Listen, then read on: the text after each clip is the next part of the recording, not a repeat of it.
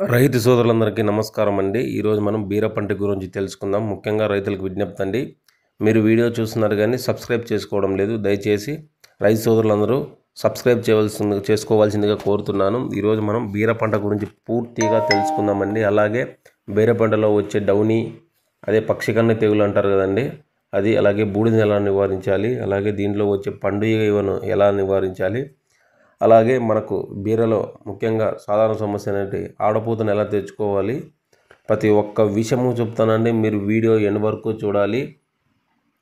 ఈ బీరలో వచ్చే సస్యరక్షణ, అలాగే పురుగులు ఎటువంటి వ్యాధులు తీసుకొస్తాయి, అలాగే బీరలో మనం కాయ డెవలప్మెంట్కి ఎటువంటి మందులు వేయాలి, ప్రతి ఒక్క విషయం చెప్తానండి. ప్రతి ఒక్కరూ మీరు వీడియో ఎండ్ వరకు చూడాలి.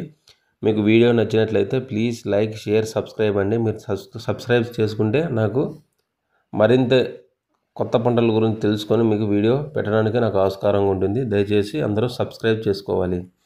ఈరోజు మనం బీర పంట గురించి తెలుసుకుందామండి. తీగ జాతుల్లో ఇది ఒక రకం అండి. బీర అనేది మనకు మంచి పోషకాలు కలిగిన ఆహారం. అలాగే మార్కెట్లో కూడా బీరకు కొద్ది వరకు డిమాండ్ ఉందండి.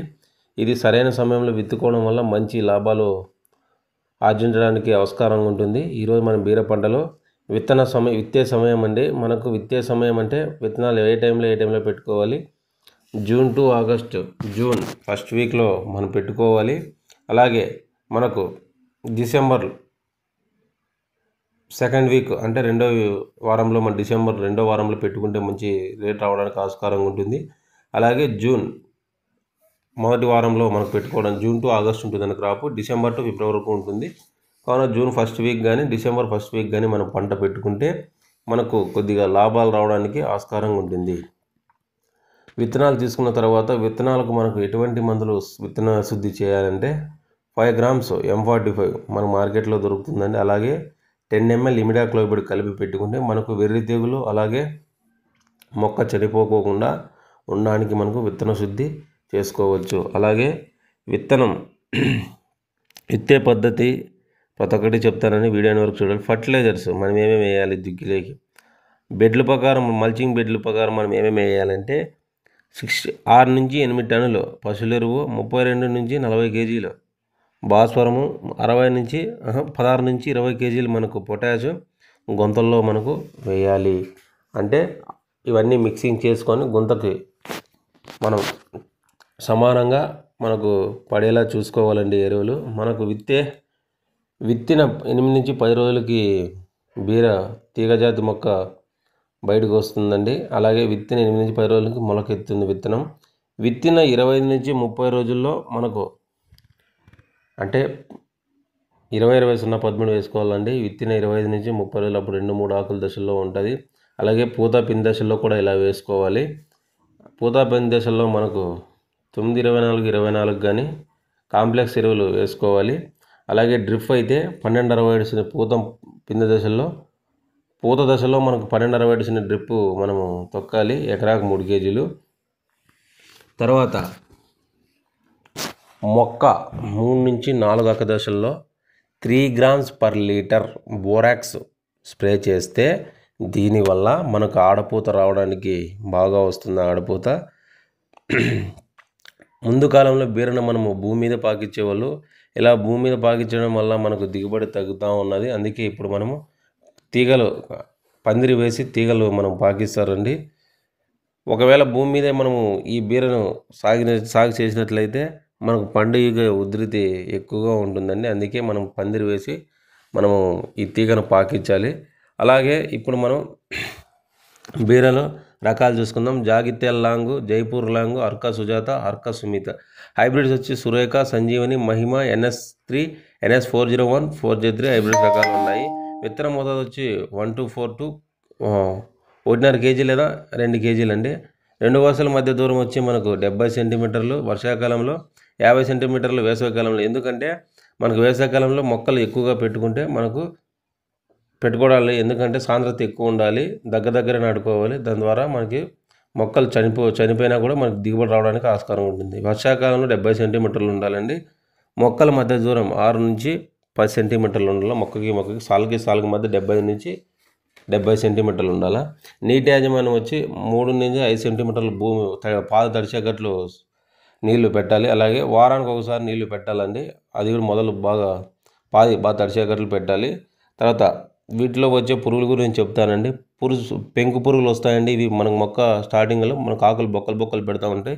దీని నివారణకు మనకు క్లోరోసైపర్ కానీ మనం 2 ml per లీటర్ కలిపి స్ప్రే చేస్తే పెంకు పురుగులను పూర్తిగా నివారించవచ్చు. అలాగే ఆకుపురుగు వస్తుందండి. ఆకుపురుగు అంటే మీరు ఆకును తింటూ ఉంటుంది, మీరు గమనించవచ్చు. దీనికి మనకు బెంజోయేట్ 1 గ్రామ్ per లీటర్ కలిపి స్ప్రే చేసుకోవాలి. ఇప్పుడు పండుగ గురించి చెప్తాను, ప్రతి ఒక్కరూ వినాలి. ఈ పండుగ అయినది మనకు బీరలో చాలా ఎక్కువగా మనకు నాశనం చేస్తుందండి. ఈ పండుగ అనేది పూత దశలో పూతపై గుడ్లు పెడుతుందండి. అందుకే మనం పూత దశలో దీన్ని కంట్రోల్ చేసుకోవాలి. ఈ పూత దశలో ఇవి గుడ్లు పెట్టేసి పిందెలేకి చేరి కాయను తినేస్తాయండి. దీనివల్ల మనకు దిగుబడి తగ్గే ఛాన్స్ ఉంది. అందుకే మనకు దీని నివారణకు 10 రోజులకు ఒకసారి స్ప్రే చేసుకోవాలండి. మీకు ఒక ట్రిప్ చెప్తాను, దీనికి ఎలాంటి మందులు స్ప్రే చేయాలని.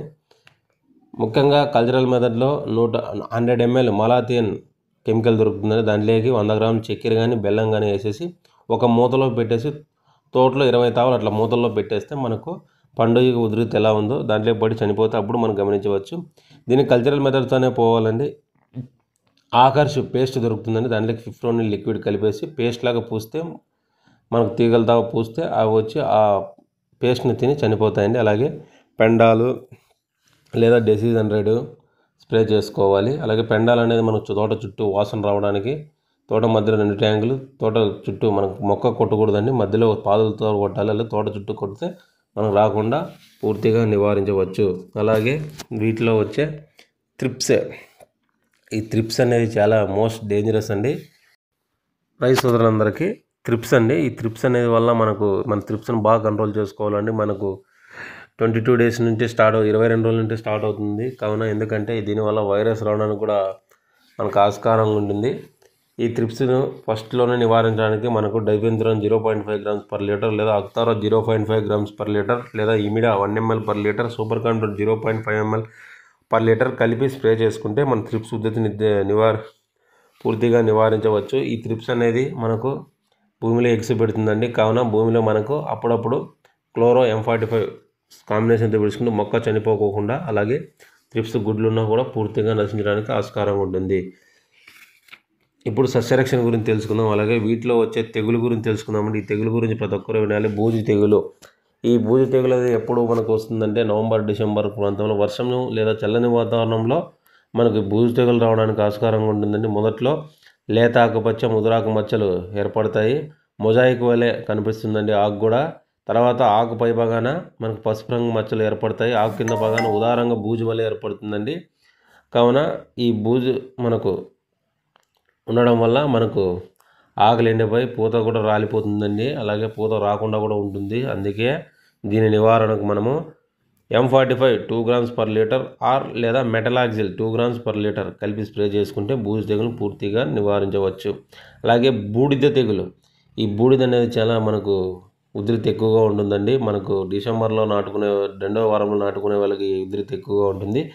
దీనివల్ల ఆకులు పలుచగా మారి ఎండిపోతాయి. అలాగే ఆ బూడిద ఉండడం వల్ల మొక్కలో ఫోటోసింథసిస్ జరగక పెరుగుదల కూడా నిలిచిపోతుందండి. దీని నివారణకు మనకు నిమ్రాడ్ అదామా వల్ది స్ప్రే చేసుకోవచ్చు. అలాగే బయో మందుల్లో సహారా వల్ది క్లస్టర్ కూడా ఉపయోగపడుతుంది. అలాగే ఇండోఫిల్ అవతార్, FMC అజాకోడియో, సింజంటా మిస్టర్ టాప్ మందులు స్ప్రే చేసుకుంటే మనకు బూడిదను పూర్తిగా నివారించవచ్చు. అలాగే వేరుకుళ్ళు లేదా ఫుజేరియం విల్ట్ అంటారండి.